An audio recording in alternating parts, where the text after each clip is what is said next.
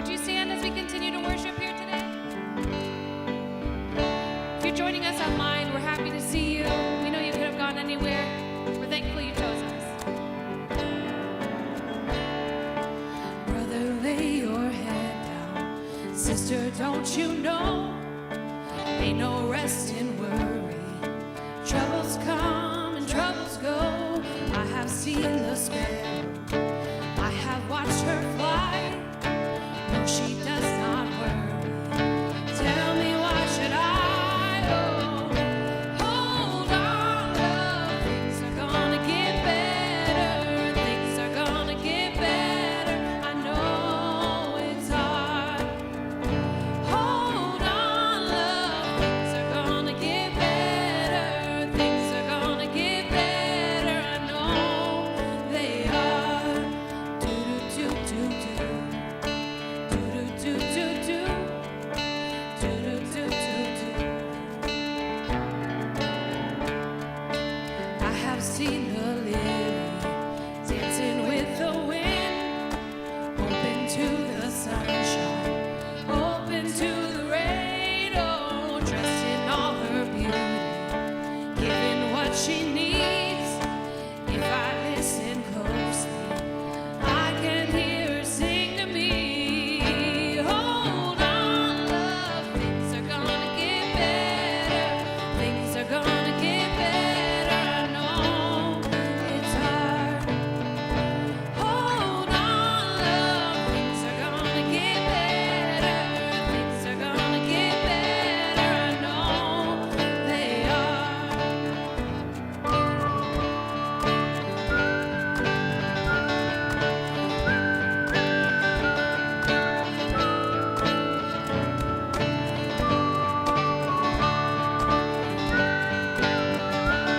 are gonna get better.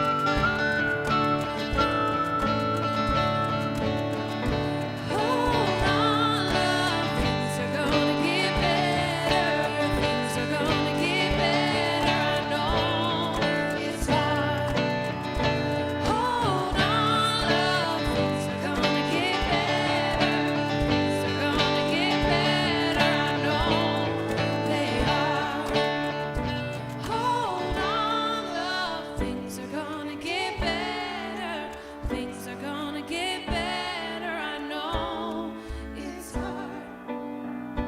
Hold on, love, things are gonna get better. Things are gonna get better. I know they are. You may take a seat.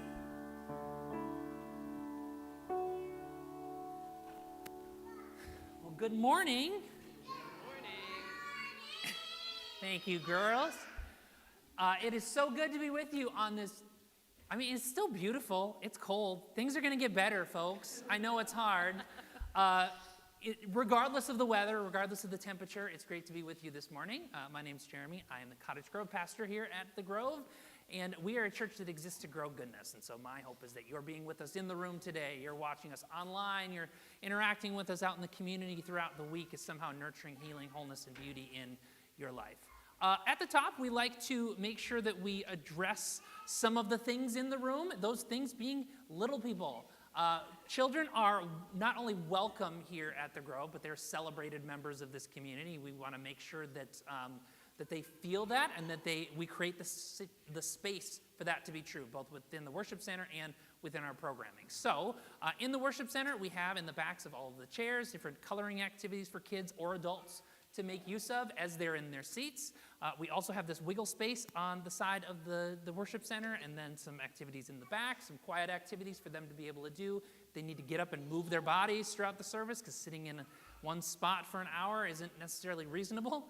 But then we also have programming. So we have programming available for birth through 5th grade. So for birth through age 3, we have our Grove Nursery, which is available right out in the Commons area. And then we have Grove Kids, which is available for ages 4 through 5th grade. They start in the worship center, and then in a few minutes, we will sing them out to be able to go participate in their play-based, age-appropriate programming.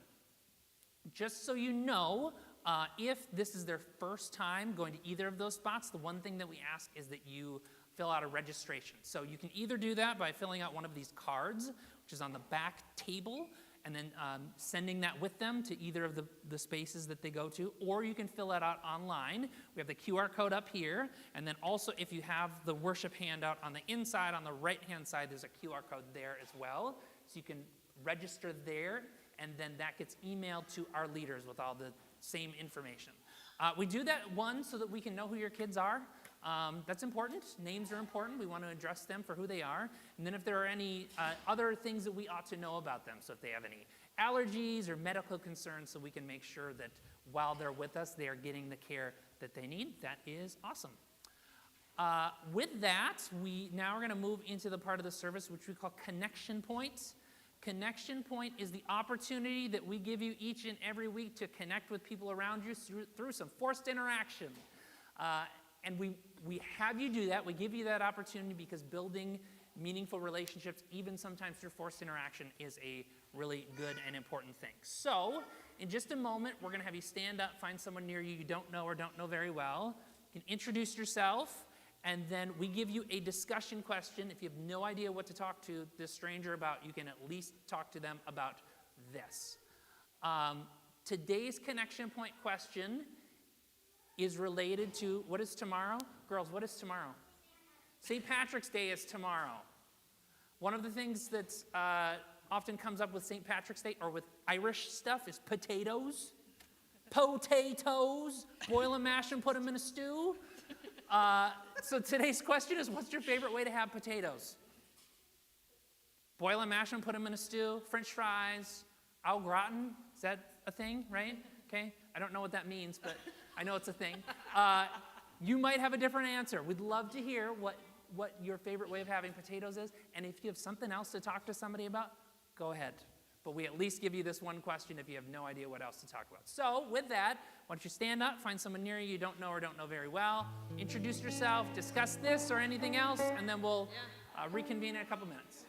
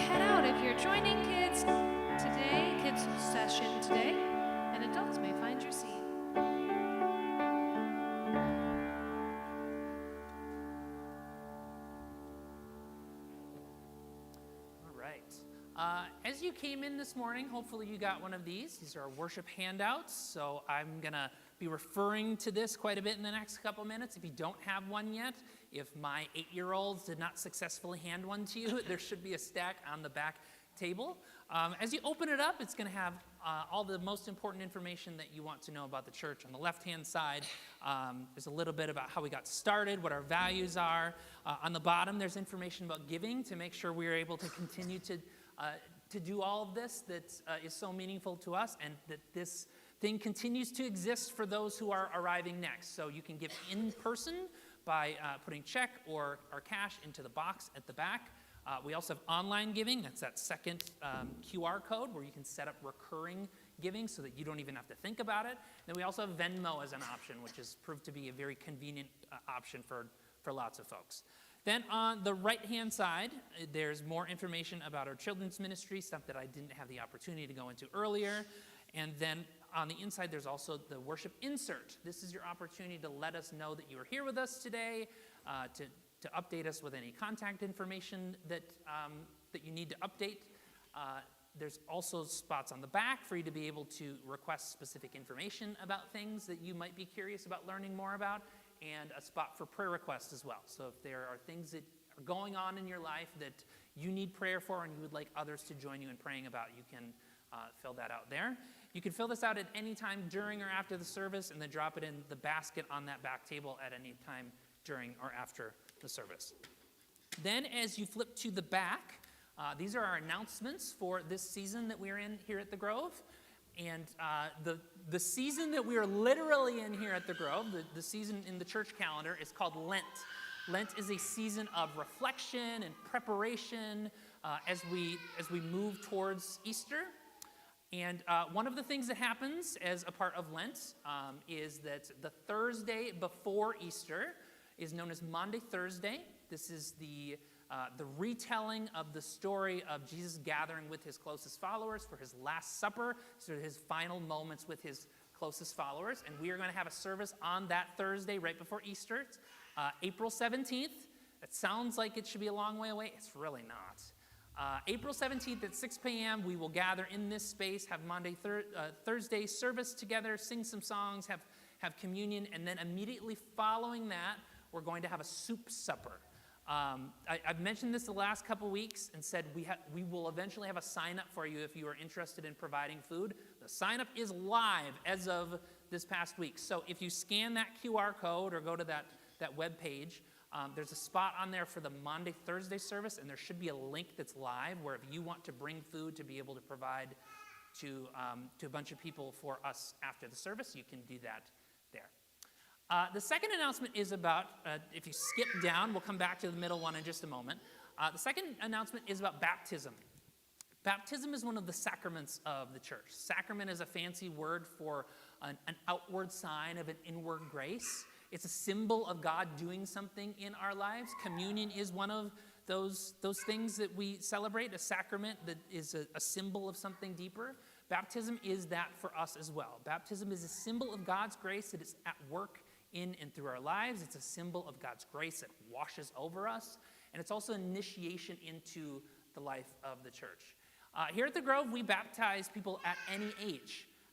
So these three pictures are pictures from last summer, almost back-to-back weeks. So we had little Charlie, who's almost 1 now, baptized with us. We had Roz up in the upper right-hand corner, who's 7. And down on the bottom, we had dad and baby being baptized, literally back-to-back. So baptism is available to everyone. If you are curious about learning more about baptism, or you are like, I'm ready to dive in, if you're ready to dive in, either for yourself or your child, and you want to be able to celebrate that with us, you can scan that QR code either to learn more, or there is a form on there that you can fill out, and then we'll find a Sunday for you to be able to do it. I have this dream of one day being able to do Easter baptisms. And maybe that's this year. And maybe that's you or your child. But again, if you want more information or you're ready to sign up, you can scan that QR code and do that online. The last announcement is around being the hope. So during the season of Lent, every single year here at the Grove, we have one of our campaigns There are only 3 campaigns that we do every single year here at the Grove asking for additional funds outside of our normal offering. During the fall, we have what's called our stewardship campaign, where we are looking for pledges for giving for the operating budget for the upcoming year. And then during the summer, we have what's called our property improvement campaign, where we raise funds for larger items like a new projector was an item a couple years ago, the outdoor stage, things that help to improve our property for worship or for other people who might use our spaces, but are outside of our normal operating budget. And then during Lent, we have our Being the Hope campaign, which is about supporting organizations or ministries that are growing goodness outside of the local church. So each of the weeks during Lent, we are focusing on a specific organization or ministry that is growing goodness. And the one that we get to focus on today is right here in our backyard. It is Friends in Need Food Shelf, and we get to hear from their executive director, Jill Hughes. Jill was up in Woodbury for the 9 o'clock, got driven down here for the 9:30, and will be leaving from here and going back up to Woodbury to deliver up there. So I'll welcome Jill up. Please give her a hand as she comes.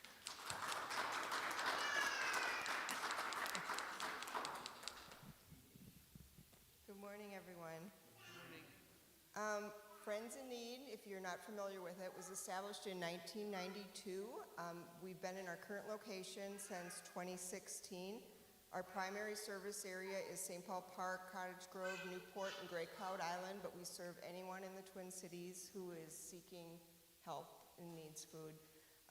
1 in 5 Minnesota households can't afford food, and 26% of households with children are food insecure. In 2024, the number of families seeking our help increased by 35% over 2023. We average 18 or 19 new families each week, and we allow families to shop every other week, although not all families shop every other week. Some come once a month, some just a couple times a year when they need something, but there are some families that really do rely on us and come every other week. To be eligible to use our food shelf, a household must be at 300% or below of the federal poverty guideline, because we participate in TFAP, which is some federally government subsidized foods, and that is a requirement of them. In addition to food, people that are in our immediate service area can receive help with gas cards or a one-time financial assistance to help with something like a car repair, a water bill, a prescription, something of that nature. We are set up like a grocery store, so families come in, check in, get a cart, and they shop based on their family size. So there's color-coded signs so everyone knows how many items they can take, and it's based on how large your family is. In addition to food, which includes the traditional canned goods, we buy fresh produce, bread, we have meat, dairy, deli, eggs, dog food, cat food, toiletries, diapers, all the necessities that people need. We get most of our food from Second Harvest, which some of it we purchase at a discount, some is free, and then we also purchase bread and produce, as I mentioned. We have 2 main fundraisers during the year. Holiday Train, which many of you are probably familiar with, has been going on for over 20 years. And this past year we started Coldest Night of the Year, which is a walk to support or raise awareness for homelessness and hunger. And then we also participate in March Food Share, which is put on by the Greater Minnesota Council of Churches, where a portion of all the donations of food and money we receive this month is matched. I'm the only full-time employee. We have 1 part-time employee, and everyone else is a volunteer, and they do a lot of work. And if you are interested in volunteering, you can go to our website. There's a way to sign up. We have an app now, so you can just pick up a shift. If there's a week, I'm available, I could work for 2 or 3 hours here, or you could be a regular. We have a very welcoming environment. We have our 90-year-old former volunteer coordinator makes pizzas on Tuesday in between the first and second shift for all the volunteers. So if you're interested in getting involved, just go to our website, and we have all the information you may need there. Thank you.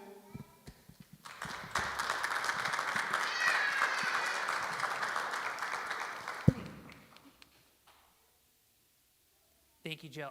Just so you know, she brought some handouts as well, and these are on the back table now. So there's a brochure, and then, is this a giving envelope? She's on her way out. Yes, that's exactly what it is. So there's a giving envelope and then a business card, too. So if you are interested in learning more or even donating, you can grab that on your way out.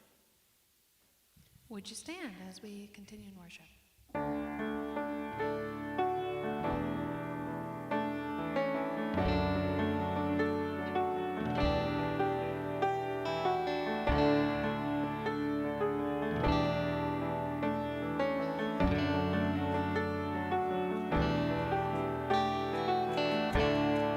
You're in a place you think you know, surrounded but you feel alone.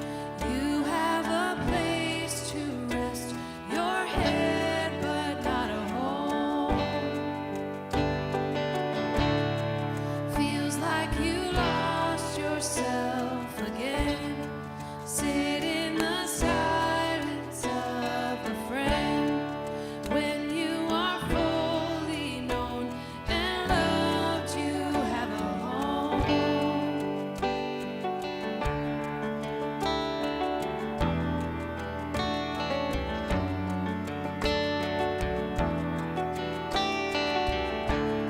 The burden you choose to bear, keeping yourself from those who care. Problems and pride play hide and seek, you're unaware that all of the things you keep concealed one day are bound to be revealed. We paint a picture of ourselves that isn't real. Feels like you lost yourself again. Sit in the silence of a friend. When we are fully known and loved, you have a home. You have a home. You have a home. You have a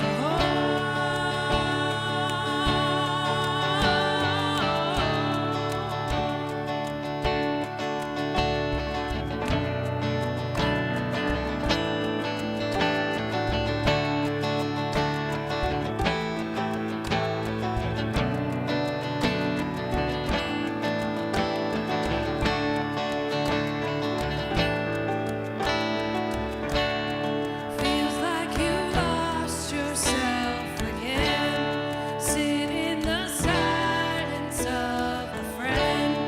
When you are fully known and loved, you have a home. Feels like you lost yourself again. Sit in the silence of a friend. When you are fully known and loved, you have a home. You have a home. You have a home. You have a home.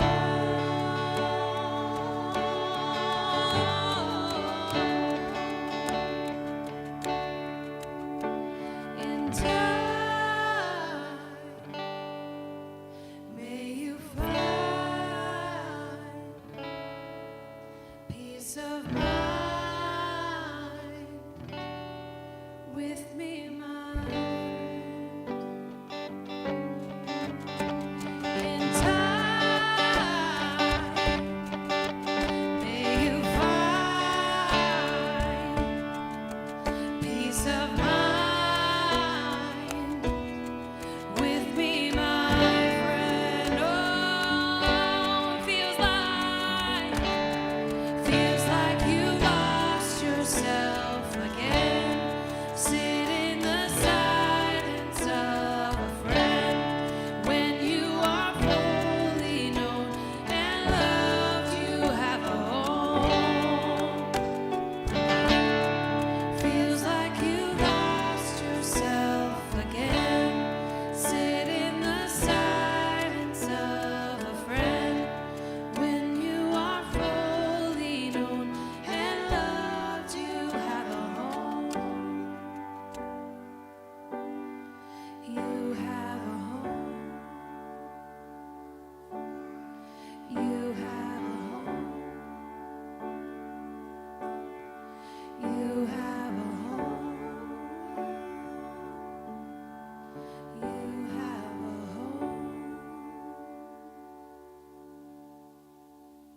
may take a seat.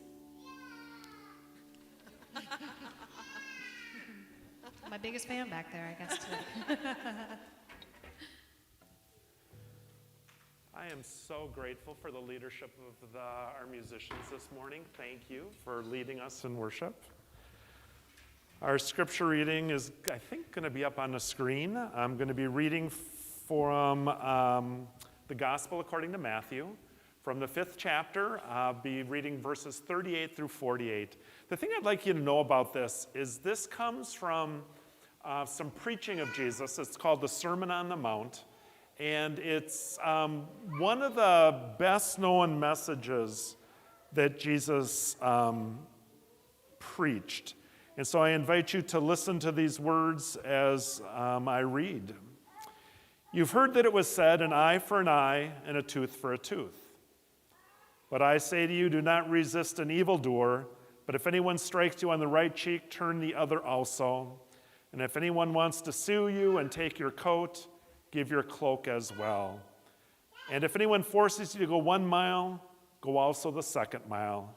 Give to everyone who begs from you, and do not refuse anyone who wants to borrow from you. You have heard that it was said, you shall love your neighbor and hate your enemy. But I say to you, you shall love your enemies and pray for those who persecute you, so that you may be children of your Father in heaven, for he makes his sun rise on the evil and on the good, and sends rain on the righteous and the unrighteous. For if you love those who love you, what reward do you have? Do not even the tax collectors do the same? And if you greet only your brothers and sisters, what more are you doing than others? Do not even the Gentiles do the same? Be perfect, therefore, as your heavenly Father is perfect. May God add God's blessing to the reading and the hearing and the understanding of God's word for us this morning in the Holy Scriptures. Amen. It's good to be with you this morning. I'm Pastor Dan Wetterstrom. I have been the lead pastor of the Grove Church for 18 years, and I am really getting close to retirement. June 8th is going to be my last Sunday of leading worship for the Grove. Pastor Jeremy and Pastor Kelly and I meet every single week, and a few weeks ago, we were talking about worship, and Jeremy said, hey, Dan, how about you come one last time down to Cottage Grove and preach before you retire? And I was excited to do that. You know, I'm in this season where I'm doing a lot of reflecting just on the last 18 years. You know, those things that have gone well, those things that haven't gone so well. And one of the things I was really mindful of this morning as I was driving down here is 18 years ago, when I was appointed to the Woodbury congregation, I was appointed by the bishop, and I was told that I was to lead a merger between what was the Cottage Grove location and the Woodbury location. And so I led that work. We did everything wrong that you could possibly do wrong. It did not work. And eventually, we got to this place where it was either like do a do-over or just sell the property. And one of the things I consistently got asked by my conference superintendent, it's kind of like my boss, is the bishop wants to know, keeps telling me, when is Wetterstrom going to sell the Cottage Grove location? And I just was convinced God was going to do something amazing down here. And I met with a couple different pastors that really wanted, to partner with us, and they were not good fits. And then I met Pastor Jeremy. And I love his values. I love his commitment to growing goodness and just how he loves God and how he loves people. And after meeting Jeremy, I was like, we have found that partner. And I'm just really grateful for Jeremy, his leadership. I learned so much from him, and it's just a blessing to have been his partner in this work. And I give thanks for this faith community and what you are accomplishing down here and the ways that you're growing goodness. The other thing that happened a few weeks ago was actually a couple of months ago. The pastors meet every single week. We talk about, how are we leading the church? And one of the things we do is we talk about what should be the worship series. And it's like, we need to figure out what we're going to do on Lent. And we weren't coming up with any good ideas. I think it was Jeremy again. I think Jeremy said, well, Dan, this is your last Lent. Don't you have something on your bucket list? And I thought about it for a minute. I goes, well, not really. And then I think it was Jeremy who said, well, you're always talking about how concerned you are about violence in our culture. And he said, I wonder if Lent isn't the season for us to talk about that. And I had to admit, yeah, I do worry about that. I think about it a lot. And I thought this was a wonderful opportunity by Jeremy's promptings for us to talk about what does it mean to be Jesus followers who are really peace builders, who are truly following in the spirit of Jesus and helping build peace. And I think one of the things we need to do if we're going to build peace is we have to come do a reckoning with our American culture and how violent it is. And there's a guy named David Foster Wallace. He passed, but he gave a commencement speech that I had read, and he opens with this short little parable, this short little story. And this is how the story goes. There is a big old fish that's swimming along through the water, and he comes across these two young fish that are going the other direction. And he says to them, hey boys, how's the water? And they say, it's good. And they swim on by. And after they get by, the one looks to the other and he says, what's water? And this little parable, I think what it's meant to express is often we live in a reality that it is so much our existence that we don't even notice it. We're not even aware of the water we swim in because it's our normal. It's what we're used to. It's our culture, it's our society, it's the water we swim in or the air that we breathe. And I think that is a little bit about where we are as Americans with violence. We have been so enculturated to the logic of violence that, when something atrocious happens, we notice it and we pay attention to it. But often, we have totally been enculturated in this logic of violence that we either think it's normal, or we think it's right, or we think, it's just the way things are and we're powerless to do anything about it. Here's the thing. This logic of violence, this culture of violence, is as old as humanity itself. In the book of Genesis, the first 11 chapters are like prehistorical. They're not meant to tell us history. Rather, what they are is they're meant to tell us about what does it mean to be human. And if you are familiar at all with the first part of the book of Genesis, it starts out with these creation stories where God creates human beings, God creates the natural world, and everything is in harmony as the way it should be. Everything is flourishing, everything is thriving. And we're told that God and humanity and the natural world are all in right order. Everything's as it should be. But shortly after we get those creation stories, we have Adam and Eve, who were the first two created humans that are meant to be representative of you and of me. They were told that there was one thing that was out of bounds for them in the Garden of Eden. There was a tree, and it's the one fruit that they were not to eat. And so what happens when we're told something's out of bounds? Yeah, we get really curious, don't we?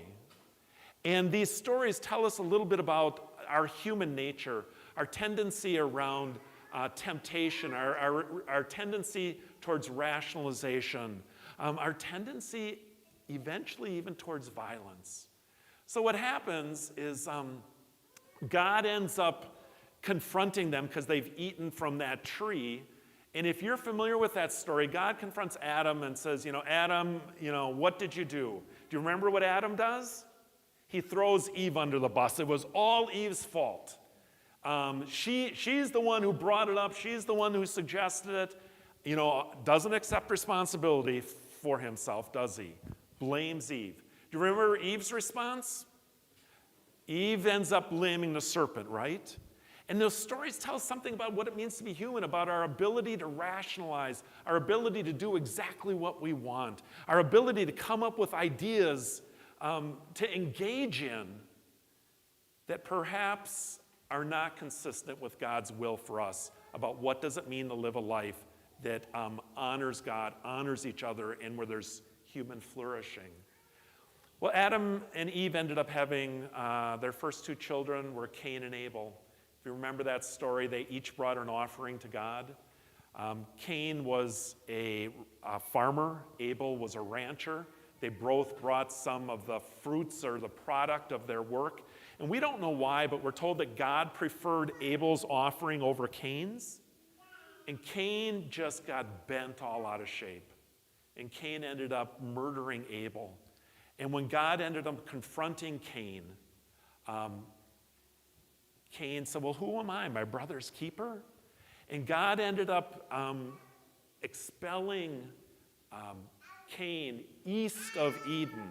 And we start to get this metaphor of how humanity continues to move east away from how we were intended to be with each other and with God in the natural world.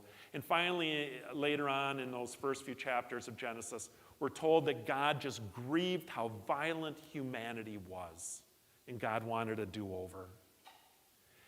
So this idea of human violence being the water that we swim in is as old as humanity.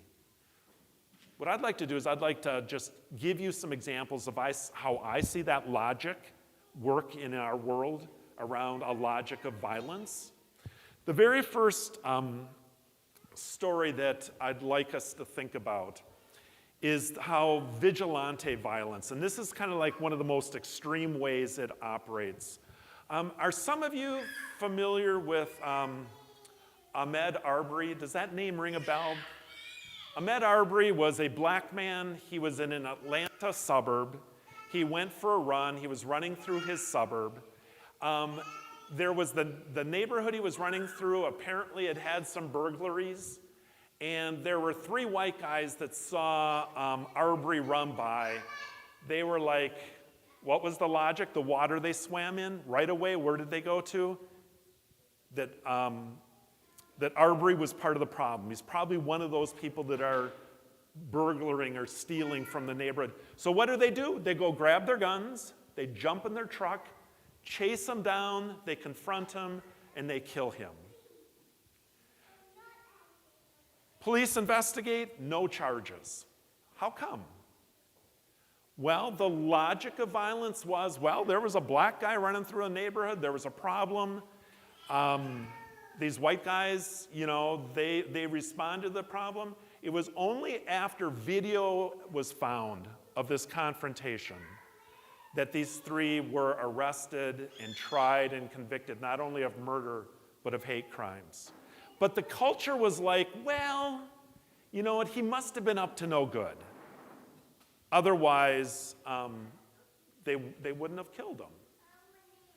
So there's this whole idea that somehow we can judge others and that violence is legitimate in order for us to serve, if you will, what we think of as kind of the common good. Are you familiar with something called the Castle Doctrine? Does that ring any kind of bells at all? The Castle Doctrine is a law that's been enacted in many states that basically says your home is your castle. So if somebody comes onto your property, if somebody's at your front door, if somebody's in your porch, if somebody's inside your house, you have no duty to retreat. That if you feel like they are a threat to you or your property, you can use deadly force, to stop them. And so we have story after story of, in this country, of people using deadly force, using firearms, using their guns to kill people that are on their property or on their porch or standing at their door because they believe that that person is a threat to them or their property. And here's the thing, for that logic of violence, for some of us, we're like, well, yeah, that makes perfect sense. It doesn't make perfect sense to Jesus. The water we swim in has become to the point where the idea that you have some kind of duty to flee doesn't even occur to us. It's like, well, they're on our property.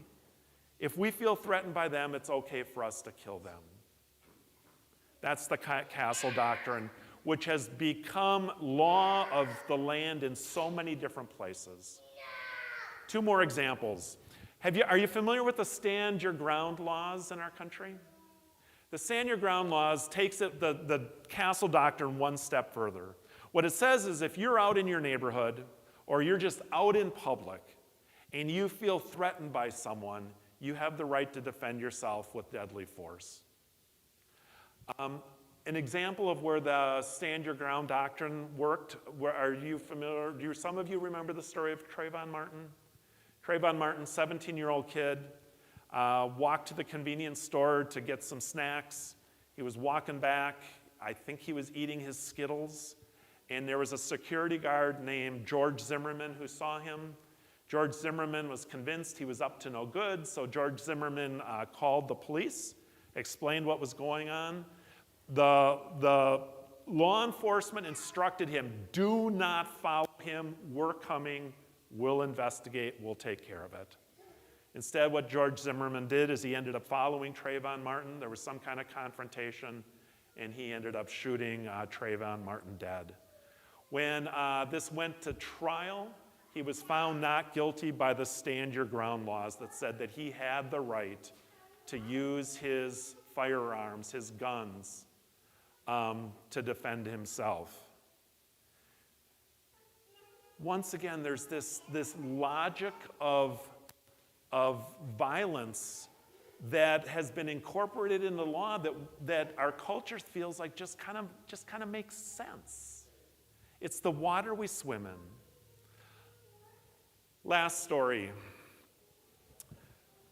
I had a chance to visit Israel a few years ago, and while I was in Israel, I ended up visiting some Palestinians in some of the Palestinian refugee camps. And as we were talking with them and hearing their stories, one of the things that came up was just the violent conflict between the Palestinians and the Israelites, the country of Israel. And one of the things that they said was, we have every right to use violence to defend ourselves. And then they told us all of the ways that they had been violated, including the use of violence against themselves. And then we went and we visited with some of the Israelis, and guess what? Same exact thing. Is that we have been violated by the Palestinians. We have every right to use force and violence to defend ourselves. Do you see that how violence begets violence? How one side feels like they've been harmed by the other, and they believe that logic allows them to harm others in response? I could give you stories about how that happens in this country also. Well, Jesus, in the passage I read to you from Matthew's Gospel, starts out by saying, you've heard it said, an eye for an eye and a tooth for a tooth. Here it used to be, you poke out my eye, I can cut off your head. That was the logic of violence. But a law had been implemented within the Israeli culture that said, no, that it has to be proportional. So if you poke out my eye, I can poke out your eye. You knock out my tooth, I can knock out your tooth. Jesus ended up rejecting that logic of violence. And he said, no. You've heard it said, an eye for an eye, a tooth for a tooth. I say to you, do not resist an evildoer. Here's the thing. Walter Wink, I was reading some of his stuff in preparation for the sermon. He's a theologian and biblical scholar. He said, do not resist an evildoer is an absolutely terrible translation of those words. He said that the best translation of that is do not repay evil for evil. And there's a big difference. Because then, as Jesus is preaching this sermon, he ends up giving examples of what it means not to repay evil for evil. In fact, what Jesus never just tolerated violence, never tolerated oppression. Jesus always resisted in a nonviolent way. And Jesus ended up giving examples of how that operates and how that functions. And what Walter Wink does is he gives us some examples of what that might look like. So the first one is someone strikes your right cheek, turn and offer them the left cheek. According to Walter Wink, Jesus is not inviting us just to stand there and be abused.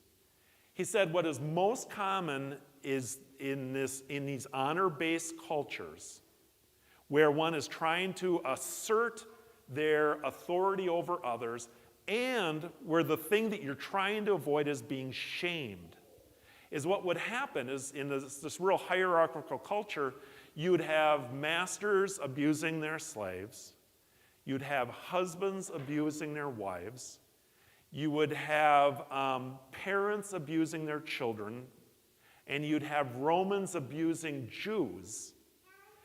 And the way that would often happen is by striking someone with the back of their hand. And so what they would do is they would take the back of their hand and they would hit you. And if you're using the back of your hand, what it's going to do is it's going to hit your right cheek. He said there's a couple of reasons why they did it that way. One is it was a way to assert your dominance over someone else. It was considered just kind of like inappropriate to just start, punching people in the nose. It would bring shame on you.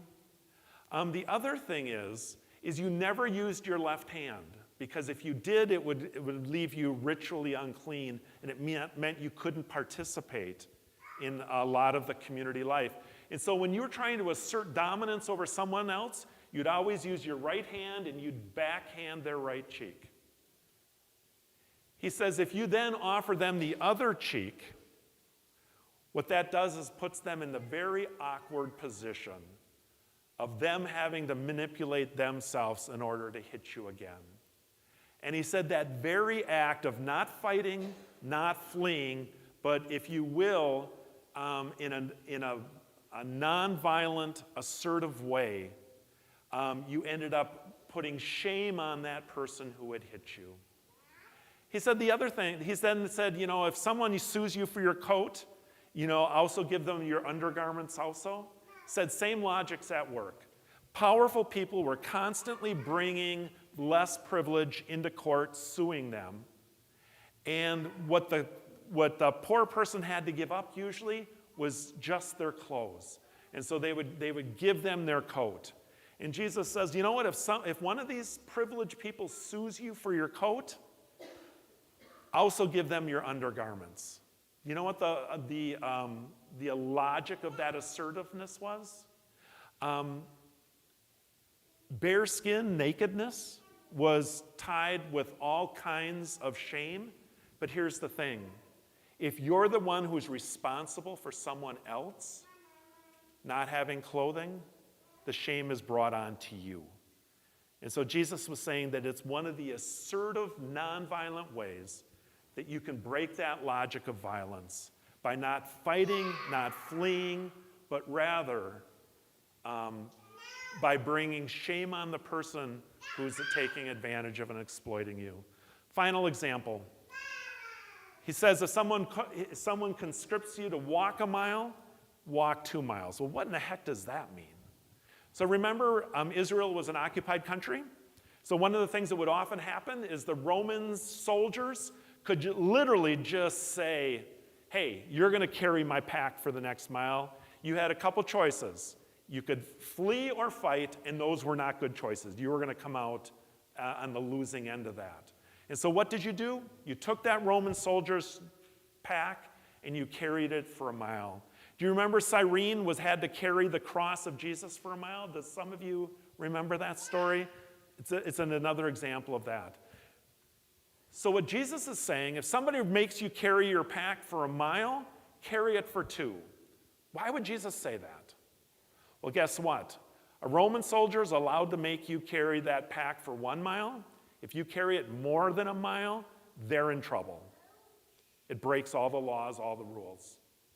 And so if you take it that second mile, you put that Roman soldier, not by fighting, not by fleeing, in that awkward position of, okay, what are you trying to get away with?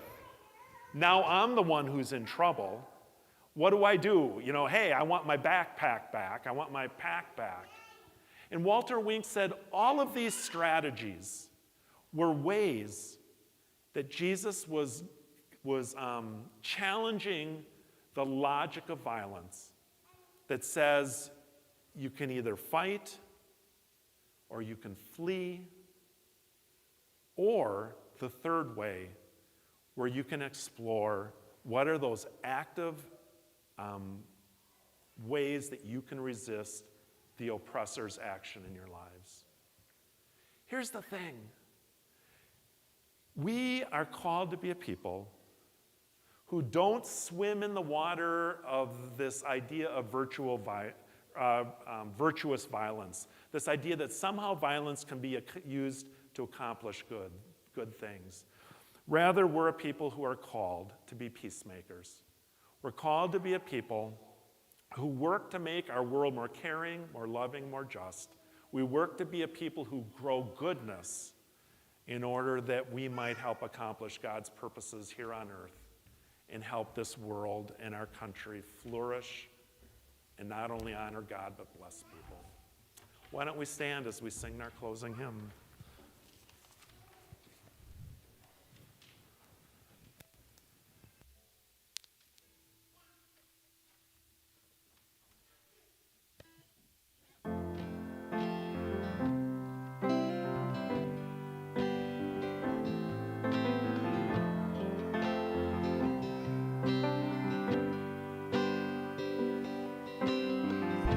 All that divides us,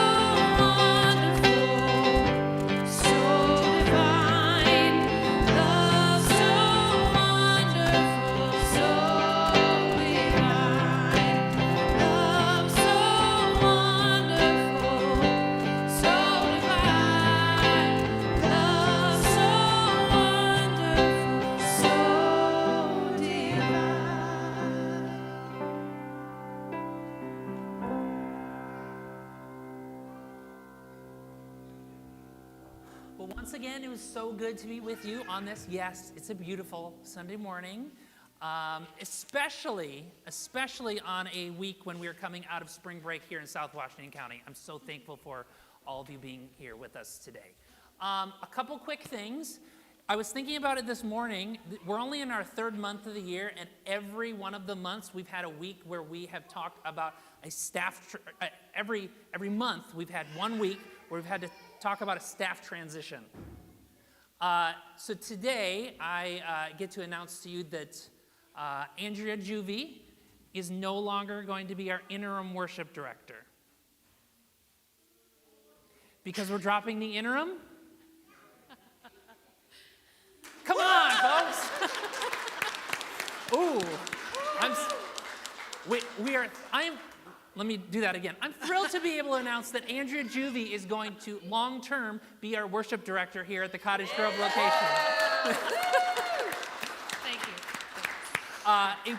Incredibly thankful for her gifts, her leadership of these people, and our opportunity to move into this new season as a church with her at the helm. It's a huge gift for me to be able to work alongside her. Also, we have Dan said at the beginning of his sermon, he is about to retire in June, which means this is probably his last Sunday with us. I just want to thank Dan for all of his leadership. I've been working with Dan now for 6 years. It's been an incredible 6 years to be working alongside of him. He's an incredible pastor and an incredible advocate for this community. You'll probably remember that I often talk about welcoming the people arriving next, the people who have not yet walked through our doors. We need to constantly be thinking about them. And Dan has been thinking about the people arriving next for 18 years. 18 years. And you are the people. This is the community that 18 years ago, when he was getting pressure even from the conference to sell this building and sell this property, he was envisioning the people arriving next. So I'm incredibly thankful for the opportunity to serve with him for the last 6 years and for his leadership over the last 18 here at the Grove. So with that, I'm going to invite him back up to give our benediction. So many choices you could have made today, but you made the choice to be in worship. I think that honors God, and I think it blesses God's people, and so thank you. If you're comfortable, I invite you to hold out your hands and receive the blessing. You are a miracle of God's grace and God's love. I invite you to embrace just such an identity. And I also invite you to embrace a mission. That mission is to grow goodness by being peacemakers. May the love of God and the grace of Jesus Christ and the power and the peace of the Holy Spirit be with you. Amen. Alleluia.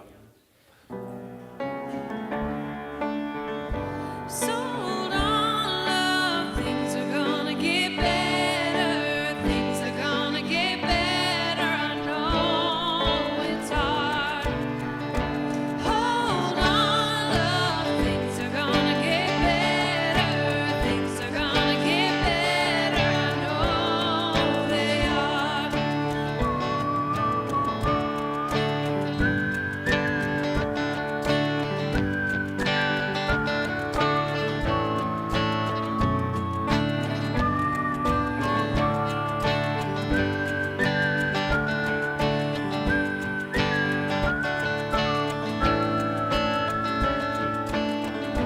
Hold on, love, things are gonna get better.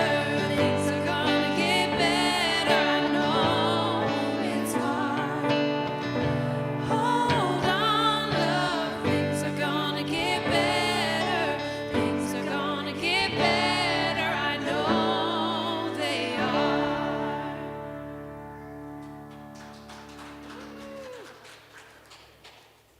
Steven, I have the banjo up here. Steven, I have the banjo right over here.